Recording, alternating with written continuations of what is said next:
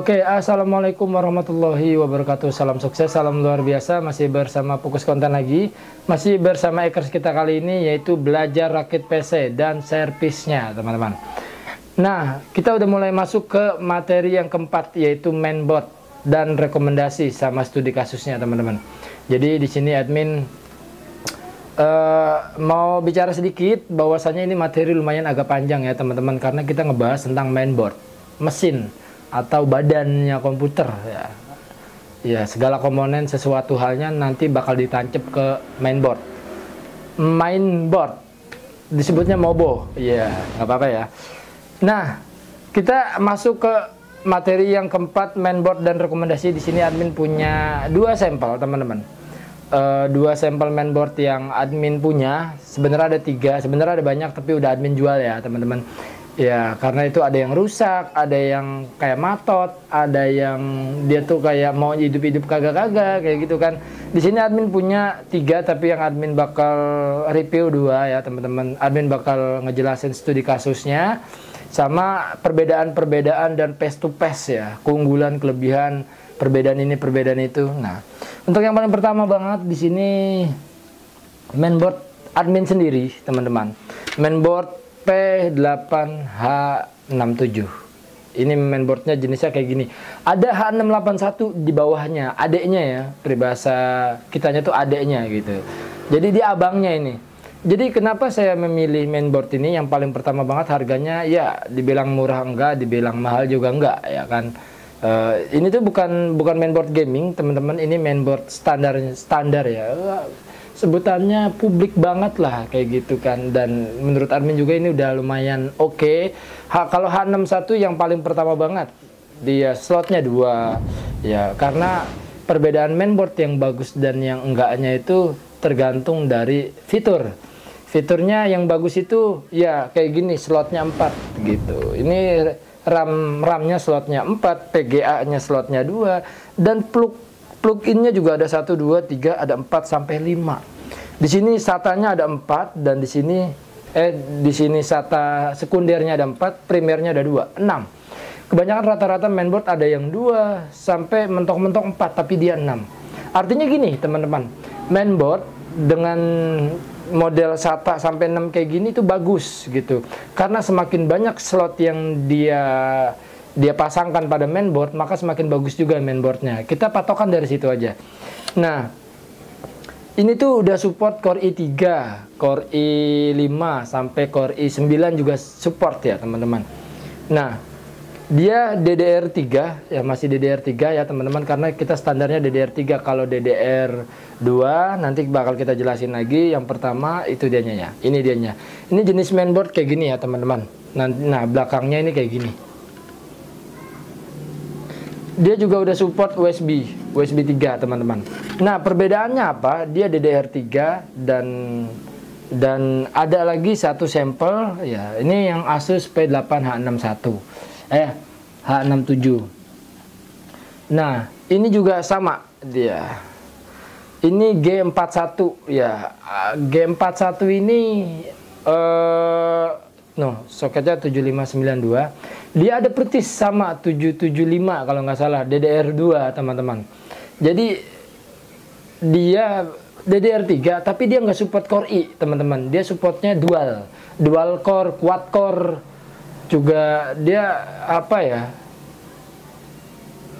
Dia ini kalau menurut admin nggak rekomendasi ya, teman-teman. Ini menurut admin udah bukan masanya ya gitu kan. Masanya ya dianya. Masanya untuk di tahun 2022 ya, masanya yang tadi saya kasih lihat. Nah, ini tuh lihat dari slotnya 2, dan dari lihat ada PGA-nya juga 1, SATA-nya juga 4. Dan di sini juga dia nggak punya USB 3. Ya, dia juga apa ya namanya ya, masih ada ini tuh. Masih ada yang generasi pertama dari keyboard pertama. Lihat lubangnya warna ini. Sekarang kan udah nggak ada gitu, tapi ada beberapa juga yang ada gitu, kan, yang nyediain gitu, tergantung dari perusahaannya tersebut. Artinya gini, dia walaupun DDR3 tapi dia nggak support Core i. Nah, kita harus bisa teliti gitu ya, teman-teman. Jadi H61, H67, terus juga kayak 775 dia G41, G41 dan 775 dia nggak support Core i teman-teman, seperti itu. Dan dia juga nggak include di PGA-nya, maksudnya VRAM PGA-nya juga dia sedikit sekali ya teman-teman. Dan ya ini dia kalau dibanderol ini kurang lebih sekitar 150 sampai 250 ribu. Beda halnya kayak tadi yang ini tuh admin bisa face to face dulu ya teman-teman, ntar admin bakal review. Oke sebentar. Nah perbedaannya sangat kelihatan nggak? Kelihatan.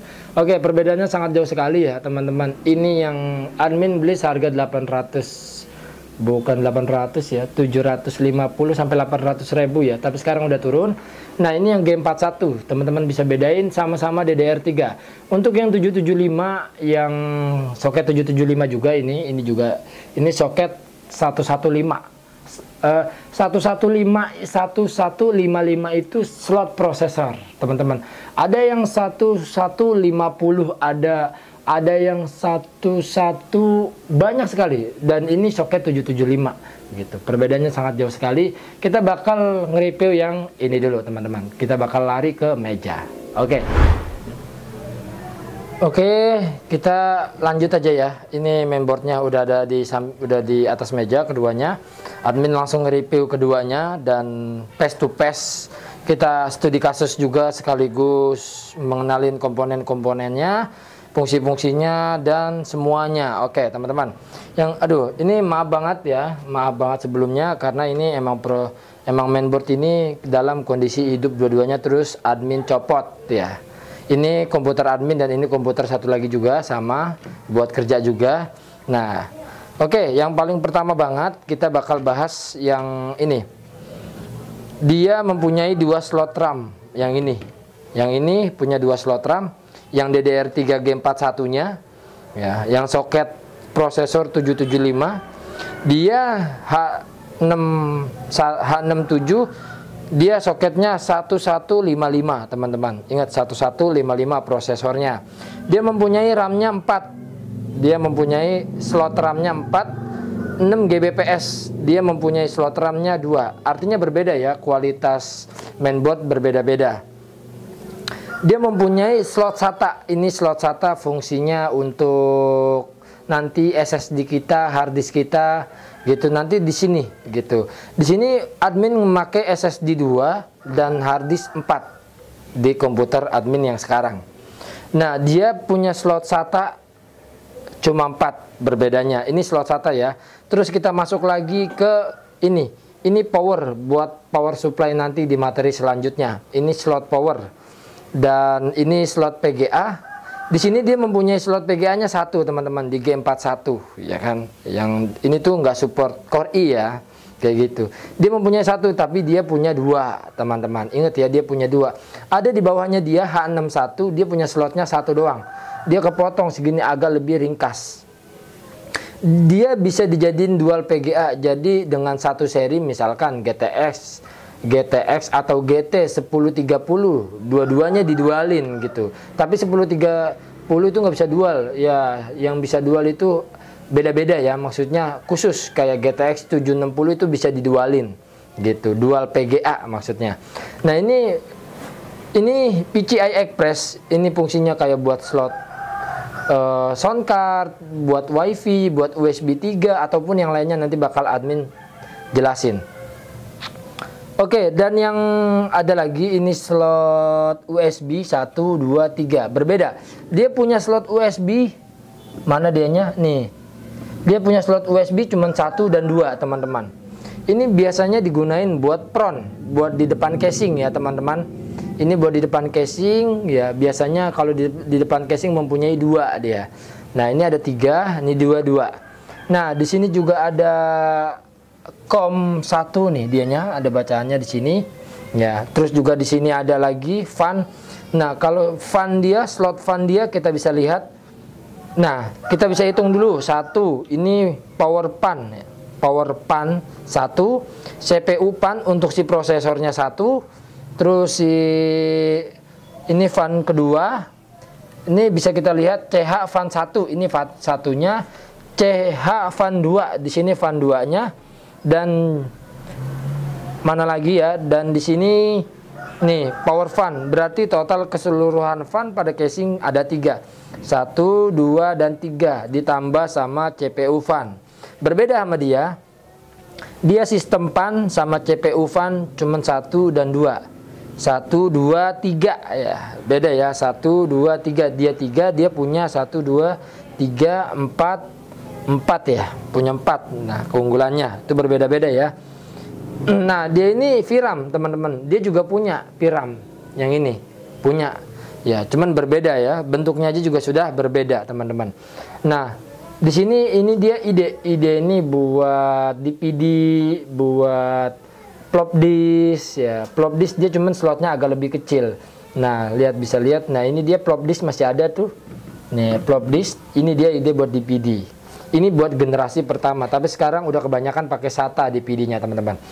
Nah, ini juga admin bisa iniin, dia juga punya 6 lubang audio.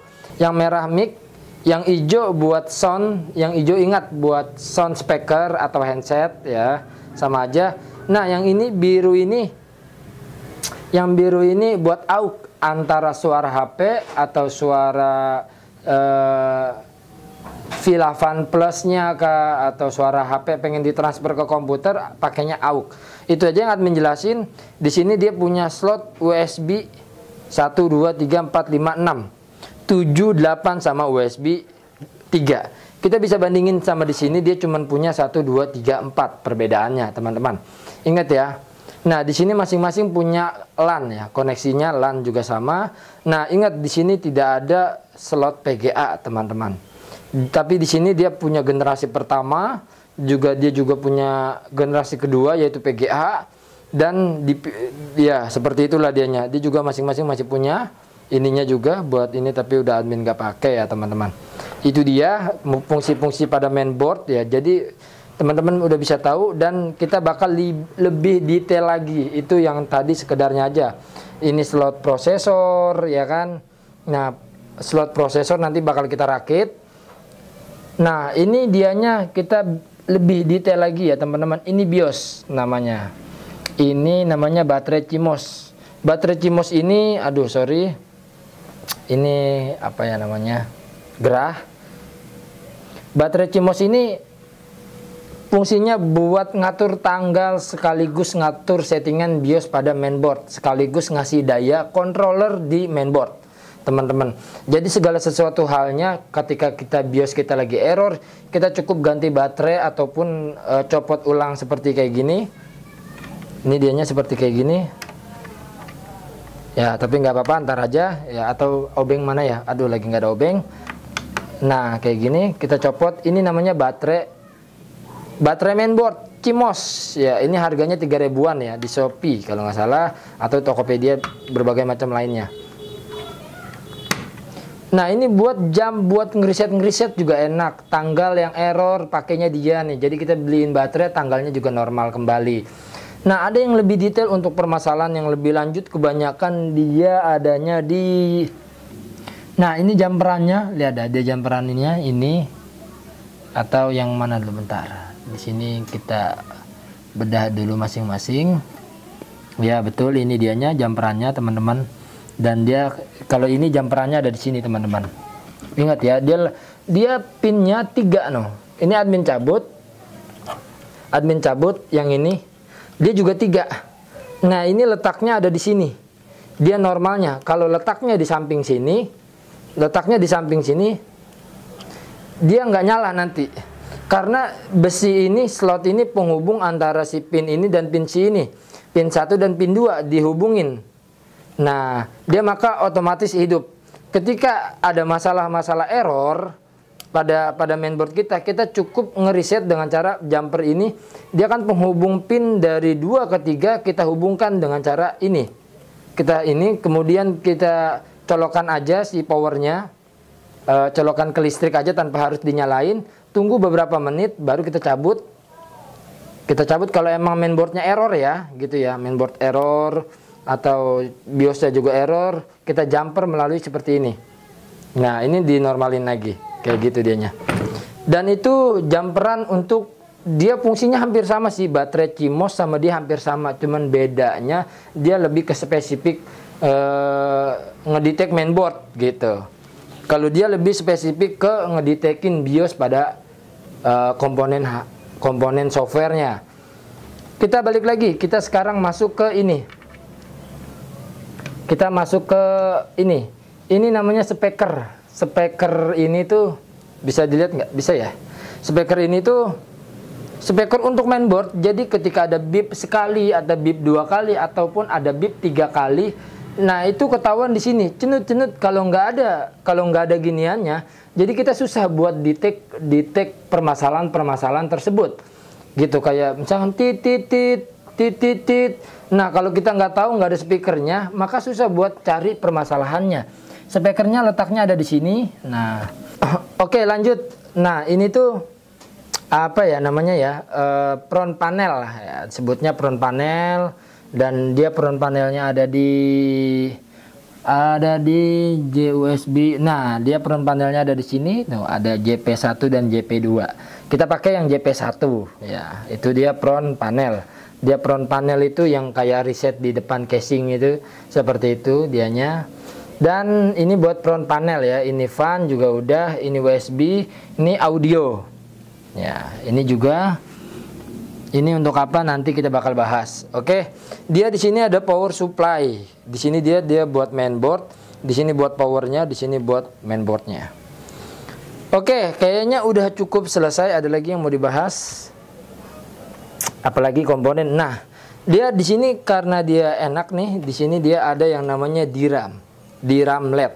Jadi ketika memori tidak terdeteksi, jadi dia di sini ada LED-nya, teman-teman. No, ada lampu di sini.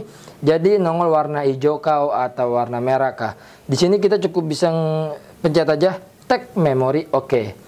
Ya, jadi dia punya sistem detect automatic RAM. Tapi kalau dia nggak punya, teman-teman. Karena lagi-lagi ini versi yang jadul, seperti itu. Kayak dia juga belum support USB 3-nya, dan lihat di sini dia cuma USB 2 ya. Kayaknya udah cukup itu aja. Ya, Windows 7 ready ya katanya. Oke. Oh iya, lupa. Ini buat slot PCI Express dari LAN juga bisa. Kita bisa lihat PCI 2, ini PCI 1. Nah, ini PCI Express 16 buat PGA, PCI Express 16 buat PGA juga 1, dan PCI Express 1 ini kali 1. Nah, ini kali 1 juga 2, berbeda-beda. Nanti kita bakal bahas di rakit yang materi selanjutnya. Oke, itu dianya penjelasan materi 4 kali ini, yaitu mainboard dan rekomendasi sama studi kasusnya. Nah, kesimpulan pada materi 4 kali ini adalah ada berbagai macam mainboard ya. Terus juga ada berbagai macam tipe, merek, keunggulan, sama layak nggak layaknya juga gitu kan. Ada yang masih layak. Jadi jenis mainboard si A dan si B yang tadi, antara coklat sama si biru, sebenarnya si coklat ini, sorry admin ambil. Jadi sebenarnya teman-teman bisa menyimpulkan ini materi keempat yang ya detik-detik terakhir lah ya. Ya udah penghabisan dari materi keempat, yaitu sebenarnya teman-teman free aja sih, maksudnya bebas aja ya. Kalau misalkan punya customer ataupun punya saudara yang cuma pengen ngetik doang dan butuh jangka panjang juga, ya cukup pakai ini aja. Ini juga murah, tambah lagi buat ngetik Word, di setting pakai quad core Ki 8300 juga udah kuat, tambahin PGA-nya GT120 buat ngetik doang ya. Ingat teman-teman, buat ngetik Word, buat ngebrowse atau buat nge-YouTube cukup pakai ini. Kalau teman-teman pakai setting yang kayak gini, nanti si customer nanti bakal kok mahal banget ya, kayak gitu dianya. Tapi kalau untuk pemakaian pribadi, pengen buat ngedit, pengen buat main game, pakai ini cukup. Sebenarnya kayak gitu. Oke, kesimpulannya itu aja. Jadi karena dia ini udah nggak support Core i ya teman-teman. Udah dijelasin di menit-menit pertama. Oke, itu dianya pembahasan materi 4 kali ini, semoga bermanfaat. Kalau masih ada yang bingung, admin punya forum Creative Studio, linknya di bawah di deskripsi, teman-teman bisa tanya. Ya, materi selanjutnya juga ada di bawah di deskripsi, atau teman-teman jika masih bingung atau ada planning baru, teman-teman bisa tulis kolom komentar di bawah. Kurang lebihnya dimohon maafin. Assalamualaikum warahmatullahi wabarakatuh, semoga bermanfaat.